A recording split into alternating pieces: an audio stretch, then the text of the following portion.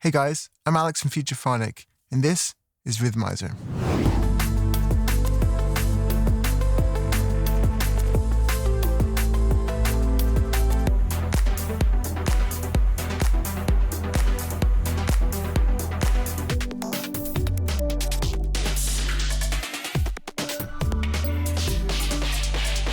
I'm going to walk you through the essential need-to-know basics as well as covering some frequently asked questions. We do have a separate video tutorial series for each feature, and I'll link to those, but we're going to cover all the need-to-know stuff in this video. I'm going to put up a link to the DAW setup guide on the screen right now. Every DAW is different and has different requirements. Come back here afterwards and we'll get rocking with the plugin. Right, Rhythmizer is a random MIDI generator. It doesn't create sounds, it generates notes which you can send to any synth or sampler. Like here, I'm not touching Rhythmizer, I'm just changing the synths.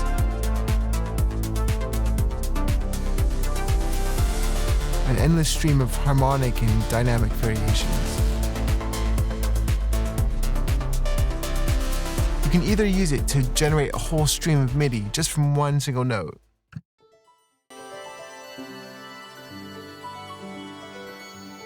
or as a randomizing arpeggiator that can do pretty cool stuff with your chord sequences.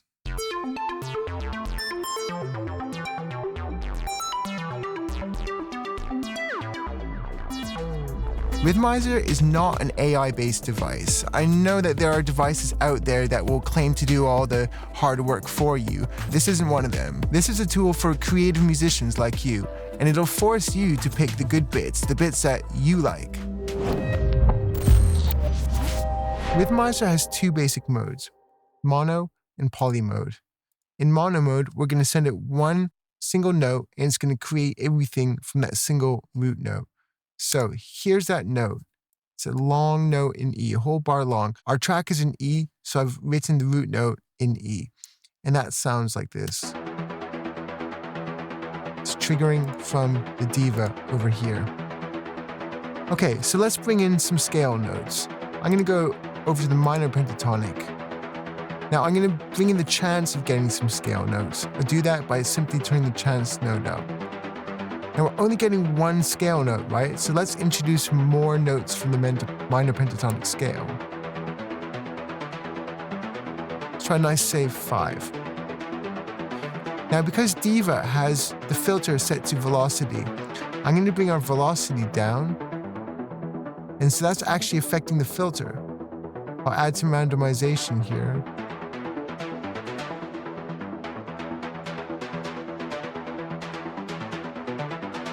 Now let's check out this over here. Here's where we have the scale direction.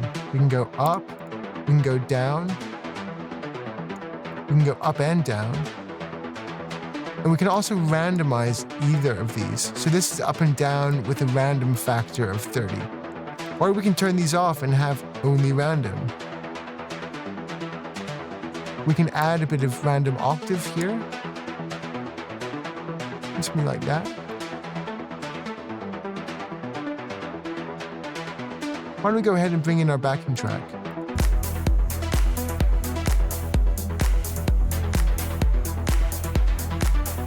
Now those were all the melodic aspects. Let's come over here to the rhythm tab. And this is where we start infusing some random groove. So for instance, I can add the odd 8th note. If we come over here to the step sequencer, you can see that you can actually add and subtract notes from the groove.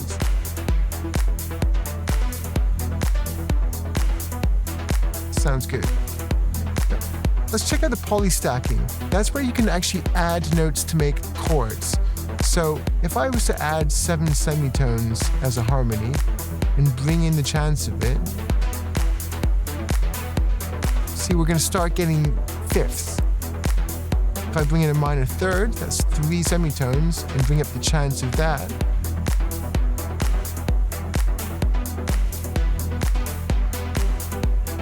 So we're now getting these constant minor triads.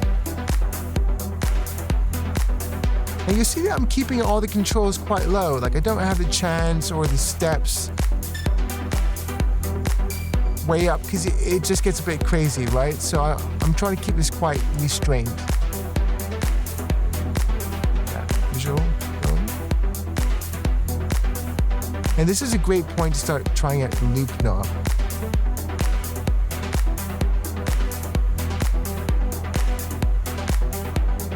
Already getting some good grooves there. And I can actually change the subdivision of that.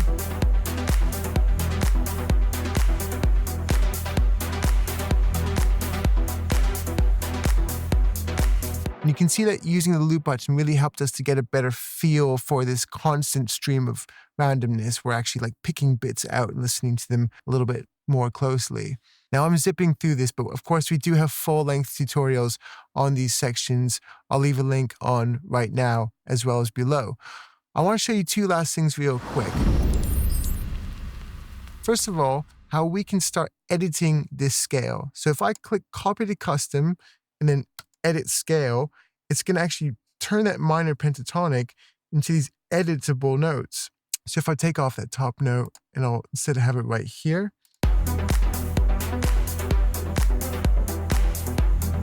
maybe I could bring it a ninth instead.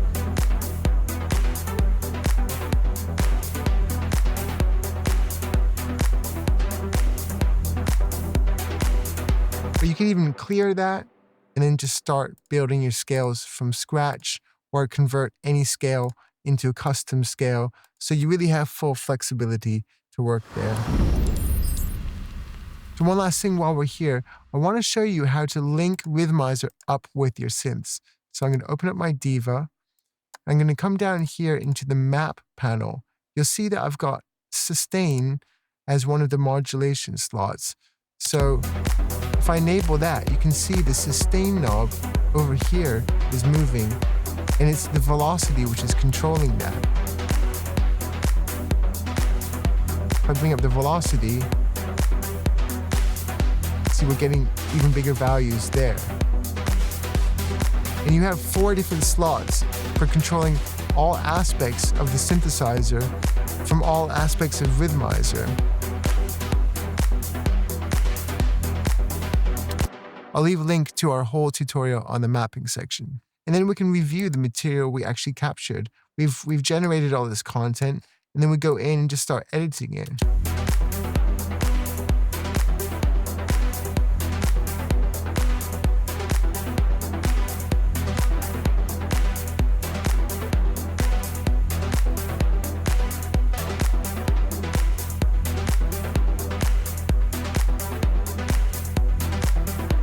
I mean, you can have a whole track's worth of stuff in really just minutes.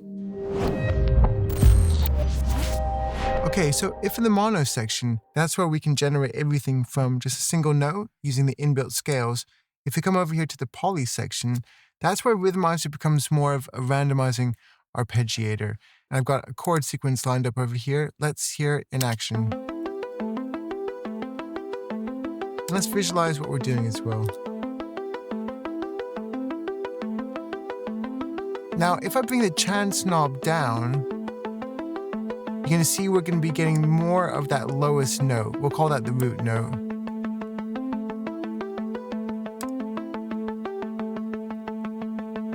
It's like that. Now, if I bring the extend knob up, you'll see what we're going to do is actually start extending the scale upwards. It's taking the notes that we're giving it and repeating them up the scale. Because Diva is set for the velocity to control the filter in our synth, that means that I can use velocity basically to control the filter of the synth. Just like that. Let's bring a little bit of bass and reverb just for context.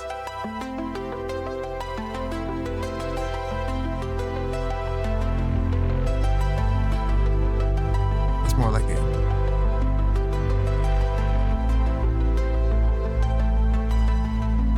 And again, I can set the direction here. And I can randomize whatever direction we have. I quite like just the upward direction. And again, we can add the odd octave in there. Just give it a bit of bright sparkliness. It's quite nice for that. Okay. maybe filter's going a little bit too high, so let's rein it in a little bit. Let's bring some drums in.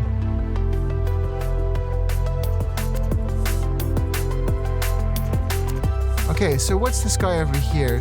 This is actually where we can blend from arpeggiation to chord triggers. So as I bring this over, see we're getting actual chord triggers like that.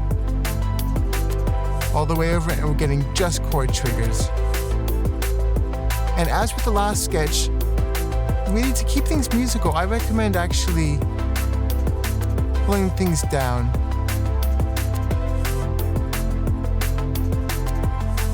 So things get more usable at less extreme settings. Over here we have these chord options. These only relate to chords over here, and there is a full tutorial for this. So I'd recommend giving that a watch to fully understand it instead of going into everything in detail here. But basically, I'm just randomizing the intervals between the chords. You can see that they're now more random in shape.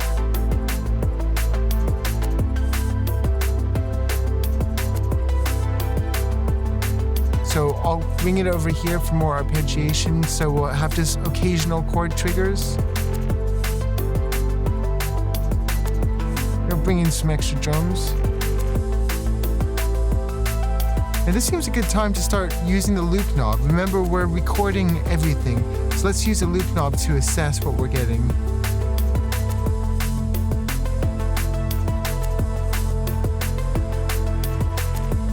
And I can use the subdivisions of the loop to actually shorten that loop. Now, I could start a track with just that. It's got a bit of a groove, it's got a bit of rhythm to it.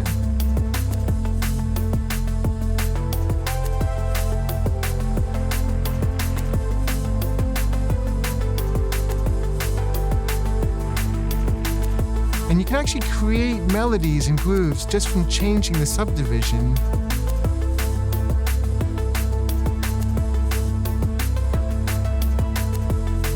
So I'm just looping one note, but I'm changing the length of the loop.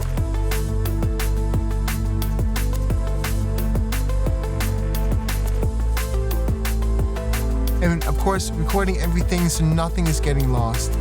Now, if I come over here to the rhythm tab, maybe I'll just add the occasional eighth note.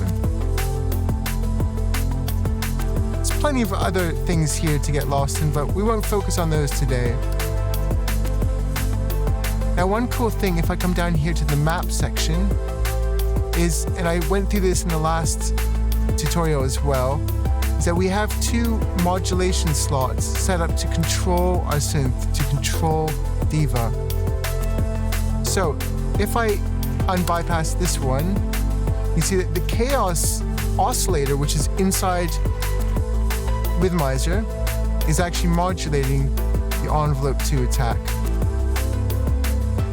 And I've got a second one here, with 4 in total, but I've got a second one here, and that's for the filter envelope sustain. So you can see that we're now getting that sort of extra movement there. Sounding really cool.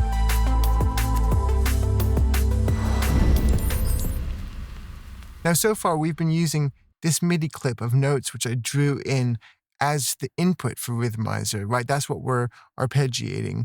But I want to try using my keyboard instead so I can actually put in my chord sequences live. So I'm going to switch this channel to monitor the MIDI in instead. That'll be quite similar for most DAWs, I think. Now it's getting it straight off my keyboard. Let's press play.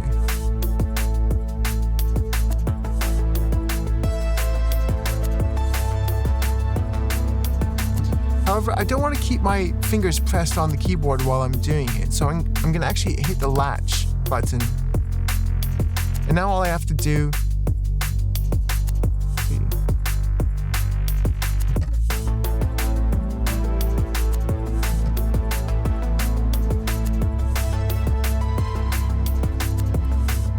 So that was a poly mode in Rhythmizer, a sort of arpeggiator playground for trying out some really interesting ideas using basic chordal input.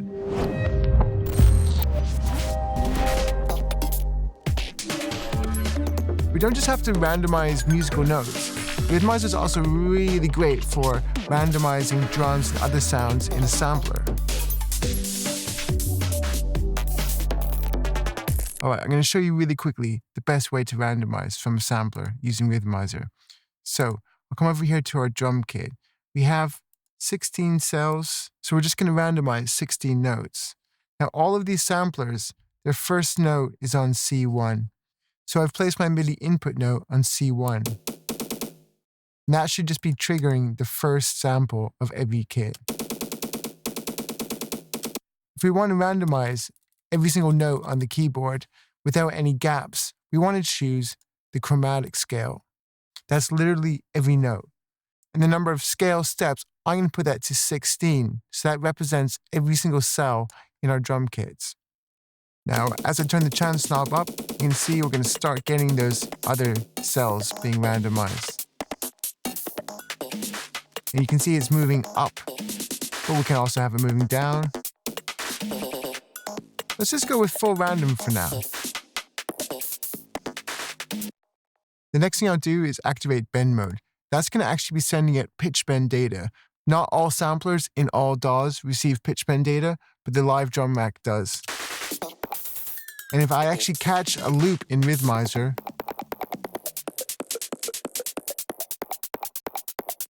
you can hear it's actually pitch bending it after the fact, which is really, really cool. Now, I actually have 7 different drum kits here, which I'm going to be sort of modulating in between, trying to get little pitch bend loops out of it.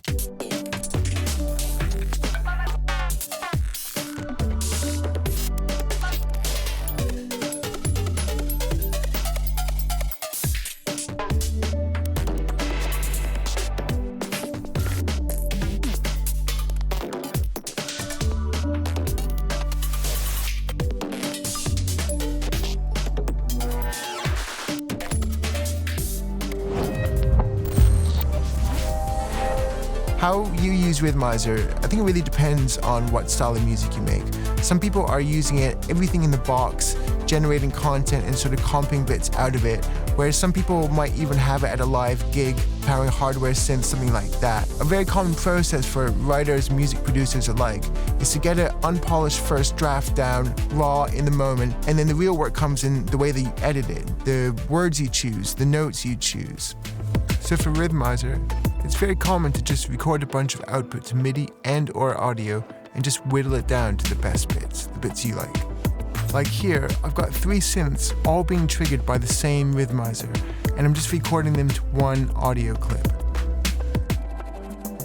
Later on, I'll come back to this and find the bits I like.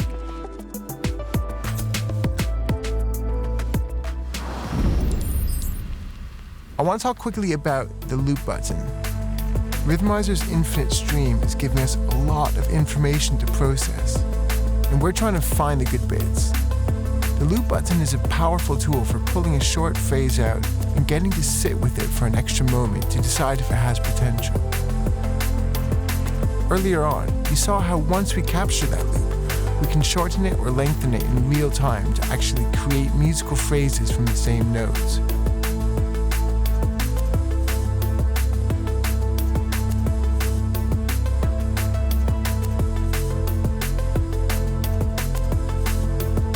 Then release the loop and see what else comes our way.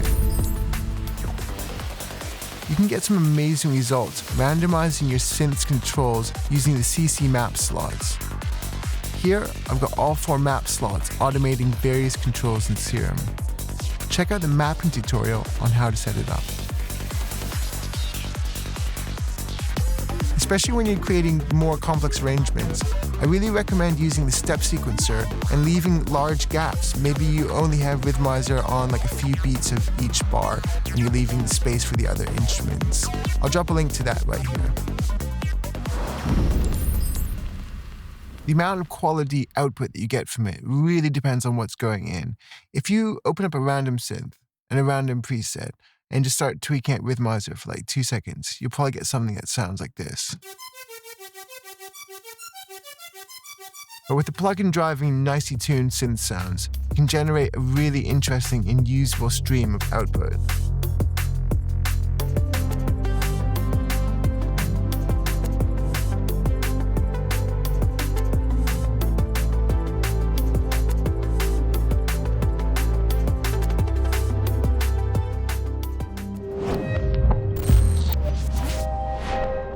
Directly after purchase, you'll get an email with your license key information.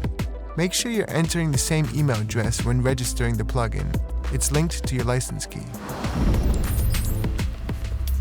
The number one reason why people don't get sound is that they put the MIDI clip onto the wrong channel. Rhythmizer needs MIDI input, so that needs to be on the Rhythmizer channel, not the synth channel. Depending on your DAW, you might need to put your synth on a second channel. You'll need one either way, as a destination for any MIDI recordings you want to make.